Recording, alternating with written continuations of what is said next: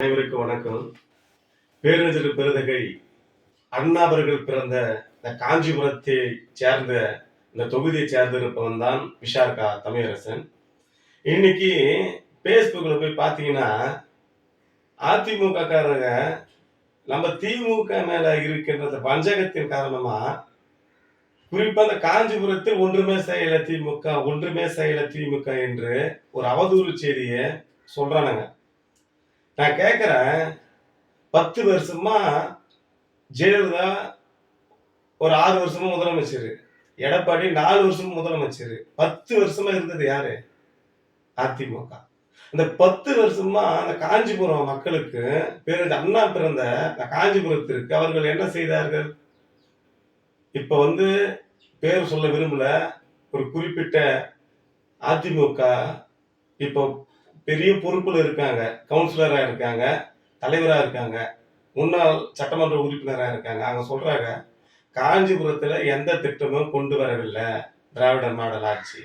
டேய், நாங்க மறைந்து மறையாமலும் எங்கள் நெஞ்சங்களில் வாழ்ந்து கொண்டிருக்கின்ற முன்னாள் சட்டப்பேரவைய உறுப்பினர் பொன் முருகேசனார் காஞ்சிபுரத்தில் தண்ணீர் பஞ்சம். அப்போது அவர் சட்டமன்ற உறுப்பினராக இருக்கின்ற போது திருப்பார்கடல் நீர் கூட்டு குடிநீர் திட்டத்தை கொண்டு வந்து இன்றைக்கு காஞ்சிபுரத்தில் தண்ணீருக்கு பஞ்சமில்லாமல் இன்றைக்கு இருக்கிறது என்று சொன்னால் அந்த திருப்பால் கடல் குடிநீர் திட்டம் இது கொண்டு வந்தது எந்த ஆட்சி? திமுக ஆட்சி. கொண்டு வந்தது யாரு? திமுக சட்டப்பேரவை உறுப்பினர் பொன் முருகேசனார். அவரை தொடர்ந்து அவர் 89, 96 சட்டப்பேரவை உறுப்பினராக இருந்தாரு. அதுக்கப்புறம் திமுக இருந்து யாருமே சட்டப்பேரவை உறுப்பினரா வரவே இல்லை. அதிமுக இருந்தது, நம்ம கட்சியில கூட்டணியாக இருந்த பாமக 2006 காலகட்டத்தில் இருந்தது. அதற்கு பிறகு நீண்ட வருடத்துக்கு பிறகுதான் பொன் முருகேசனருக்கு பிறகு ஒரு சட்டப்பேரவை உறுப்பினராய் உதயசூரியன் சின்னத்தில் வெற்றி பெற்று கழகத் தலைவர் கலைஞர் அவர்களது ஆசியுடன் அண்ணன் சிபிஎம்பி எழிலரசன் அவர்கள் சட்டப்பேரவை உறுப்பினராக வந்தார் 2016. அப்ப ஆட்சியில் யாரு? ஜெயலலிதா, அதிமுக. எதிர்கட்சி வரிசையில அண்ணன் சிபிஎம்பி எழிலரசன் அவர்கள் மன்றாடி போராடி ஒவ்வொரு திட்டங்களையும் எதிர்கட்சியாக இருக்கின்ற பொழுதும் கூட அவருடைய சட்டப்பேரவைய தொகுதியின் மேம்பாட்டு நீதியிலிருந்து பள்ளிக்கூடங்கள், அங்கன்வாடி மையங்கள், சத்துணவு கூடங்கள், விளையாட்டு திடல்கள் என்று அவர் எதிர்கட்சி சட்டப்பேரவை உறுப்பினராக இருக்கின்ற பொழுது பல்வேறு திட்டங்களை அவர் கொண்டு வந்திருக்கின்றார். அதிமுக ஆட்சியில் கேட்ட திட்டங்கள் பெரும்பான்மையா வரவில்லை. மீண்டும் 2021 கழகத் தலைவர் தளபதி முத்துவேல் கருணாநிதி ஸ்டாலின் அவர்களுடைய ஆசியுடன் நின்றார். 2021 மீண்டும் வெற்றி பெற்றார். எதுவுமே செய்யலன்னு சொல்றானுங்களே அதிமுக சேர்ந்தவங்க. நான் கேட்கிறேன், அரசு மருத்துவமனை ஒரு மருத்துவமனை இருக்கு. நீண்ட காலமா சட்டப்பேரவையுடைய உறுப்பினராக பதவி வகித்தவர்கள் அதிமுகவை சேர்ந்தவர்கள். ஆனா அவர்கள் ஒன்றையுமே செய்யவில்லை. அரசு மருத்துவமனைக்கு அண்ணன் சிபிஎம்பி எழிலரசன் அவர்கள் கழகத் தலைவரிடமிருந்து சட்டப்பேரவையிலிருந்து கேட்ட கேள்வியின் அடிப்படையில் குழந்தைகளுக்கென்று தனி மருத்துவமனை இன்றைக்கு சென்னையில் எப்படி இருக்கிறதோ, கோவையில் எப்படி செயல்பட்டு கொண்டிருக்கிறதோ, மதுரையில் எப்படி உயர்ந்த இடத்தில் இருக்கிறதோ அரசு மருத்துவமனை, அதே போன்று அரசு மருத்துவமனையில் குழந்தைகளுக்கான தனி வார்டை ஏற்படுத்தி தந்தவர் அண்ணன் சிபிஎம்பி எழிலரசன் திராவிட மாடல் ஆட்சி.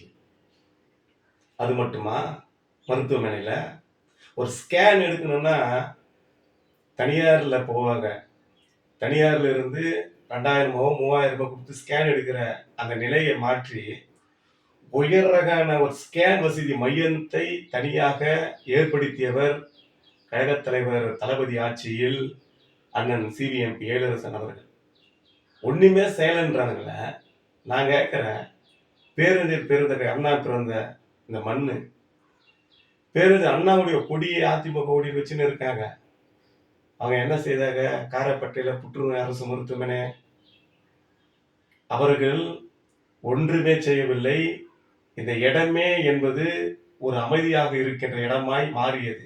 அங்க ஹாஸ்பிட்டல் இருக்கிறதா இல்லையான்னு கூட தெரியாது.